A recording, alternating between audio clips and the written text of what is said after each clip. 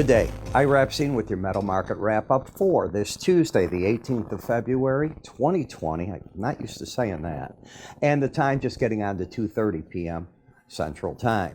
So we walk in over the weekend and we hear the news, yesterday actually, that Apple's supply chain disruption is going to possibly impact in a negative way their first quarter projections, revenue streams, and so on. Well, there's going to be a host of this that we hit. And the reason is these supply chains are badly hurt. We're hearing today, I was watching Jaguar, Rover, they're having the same issues. I've been watching car plants threatening to shut down in other countries, temporarily putting people on hiatus. I get it. The market is dealing with it, but it's dealing with it in a pretty interesting way. And that's because we are fighting a couple of things. We're fighting, number one, a virus. We don't know how bad it's going to get, but it certainly appears on the surface, even though the WHO, World Health Organization, won't commit. The numbers in the Hubei province are falling. It's really that simple. They've been falling on a regular basis. That doesn't mean this virus won't spread elsewhere. We don't know. But what we do know at this point is that the market is building in this slowdown. And if this is all you're putting the market down on a day like today, that's going to be people shaking their head wondering what's going down. As we got back to the $51 area first in the crude, market found its footing. 56.29 found its footing in the Brent. Gasoline back up. Nat gas, it's looking at two cold fronts coming at it, but in the metals, and that's what we're dealing with, every metal was up and up sharply today.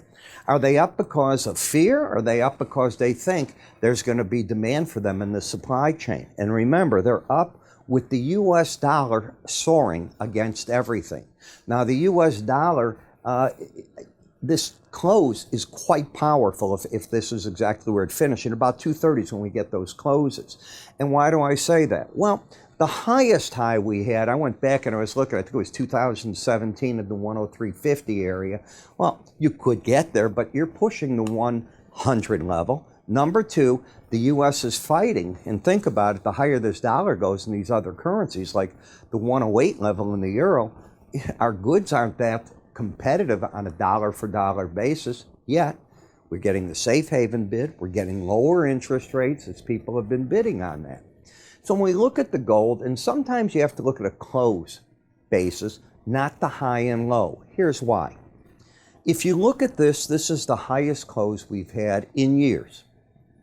But yet if you go to a bar chart, you still haven't taken out what I call missile day. This was the day that Iran sent its missiles into Iraq attacking the U.S. troops.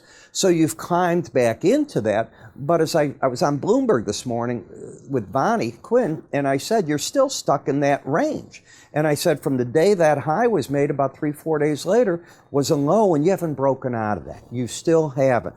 That doesn't mean the market doesn't have upside bias. It certainly does.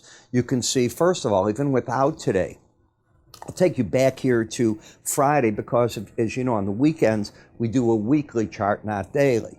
But as of even Thursday, you had a pattern of higher lows. The last high was 1580.50. You had hit 1581.70 on Thursday. So the trend is up unless you come back under 1564.40 if you define higher lows, higher highs as an uptrend. Now you have to have a way to measure those, so I created what's called a swing line indicator to do it. And it looks back at the previous day. Is today a higher high day, lower and low day, inside day, outside day, up or down? And I set up a set of rules for an indicator that follows that. And the idea there is, at least I don't have to think about it, it's going to be consistent. Because as a human, you always think wrong. You'll step out of your discipline. Trend's still up, and today the market really takes off to the upside. Where have moving averages been? Well, if we come back to Thursday, the market settled over this number. I think a lot of people didn't know what to do over the weekend, rightly so. Are we going to see worse coronavirus? It's going to be a lot less. Where they take premium out of the gold? Nobody quite knew. So Friday, here's the market, and as you can see today up. So where's the next resistance level? Well, it's right here. You made your challenge today of it. You closed over the upper Bollinger Band, But you know what I'm going to say? On the first challenge of it, often that is where pros take money off the table. This is no exception. You don't break your discipline. That doesn't mean you can't have a trailing stop, but assuming you're trading multiple contracts, if you're a pro, I think they're taking money off the table against it there as they would if you hit the lower bands. Number two, you're overbought. So I have an overbought market is measured by the slow stochastic, and I consider overbought in the slow stochastic any number, either of the two that make up the study, over 70. It's what you got. You got a 78 reading. If I step back, if you look at let's go to Friday's number, 62.9. So today, you've got your 78. So I've hit the overbought status against the upper Bollinger Band. I'm expecting pros are taking money off the table at that number. I didn't say they're getting out. They're taking money off the table. I like another event that happened today. This is the first time, almost this year, that you have gotten the gold-silver ratio where gold is lost to silver on a closing basis and the market is closed under the 18-day average of closes. That's good for the base metals. When we look at the silver market, you got up to the upper Bollinger Band. Am I a broken record, or do you know what I'm going to say? You're in a market condition that's a 69.43, not quite overbought. It's 0.6 away from it. You hit the upper Bollinger Band right on the nose. 16.20.30 is that number. You hit 16.20.50. I think pros took some money off the table if they were long. Is there a trend? Not the way I define it. You've got a lower low, a higher high. So you've got a market that's caught in this broad range right now into a resistance zone. In the copper market, once we got up to, and you can see this rally, once you lost the embedded reading, I'm going to come back here. I know I was telling my people, and probably you, I said, be careful here. If you don't re-embed, the odds favor price in this 18-day average making a run at each other. The market stepped down for a day or two, stayed unembedded, lost it, and bingo. Now you go to it on Thursday. You try to come back on Friday, and you're playing either side of it today. Barely higher, but a higher day, overbought at that number. If the market takes out 259.25, you leave the uptrend, but you don't start a downtrend because you've got a higher high today than that high. I wouldn't be surprised if that's what happens. Let's assume it doesn't. Let's assume the market goes up instead of doing that. Then you've got two resistance points coming together, the 100-day average at 268.50 and the 269 level. Getting back under this 248 level, that's going to be hard. You're going to need this virus to do some more damage of some type, and I certainly don't want to see that, but I think that's what it would take. I don't think it'll happen on its own. I think it would take something from the virus. In the platinum market, I'm looking at higher lows, higher highs. The market on Friday didn't get up to the 18-day average, but it's oversold. I don't think the pros are in this one way or the other. On the close today, the market turns bullish. But if you get in, even at the 18-day average, you got yourself a $20 risk. It's rather large. That's my point. Guess which market was telling us last week that things at the auto factories are going to get better? It was palladium. And the palladium market, if you look at last week, it had already been in an uptrend, higher lows, higher highs. I left you on Thursday on the daily charts. So I'd be looking if you can keep going. I'm not saying you can. Wherever you challenge that upper Bollinger Bands where I think the pros come out, support's back at the 18-day average, momentum is up, bias is up. You back off on Friday. Okay. Is the trend down? Nope. You still have higher lows, higher highs. If you go up, I'm still looking for the upper Bollinger Band, and you hit it today, and you set a new all-time high. You were up $185 an ounce. Okay, but it's still over that upper Bollinger Band. I don't change my opinion because it hit it. I admit you're getting the sideways action that I like, but remember, if they're going to, what do they need this for? They need it for cars. People don't wear palladium rings. You're not buying your wife a palladium ring.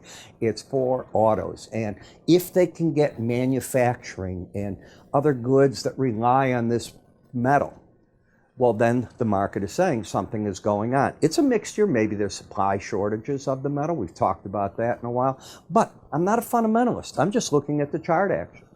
In the dollar index, As long as you keep the embedded reading, if you've watched my videos, what does it mean? It means that until it's lost, I think the pros are buying the dips in the market. And the fact that the market went from the left-hand side of the black line, which is the Bollinger Band, to the right hand, keeps crawling higher, is just more sign of strength. Now, tomorrow is Tuesday. You're up a lot today. You could get a Tuesday reversal. Always be aware of that. That's the most likely day forward out of a trading week. But we'll have to see what happens. Now, today is Tuesday. The more I'm thinking about it, no, I don't think you have a Tuesday reversal. Today's the Tuesday.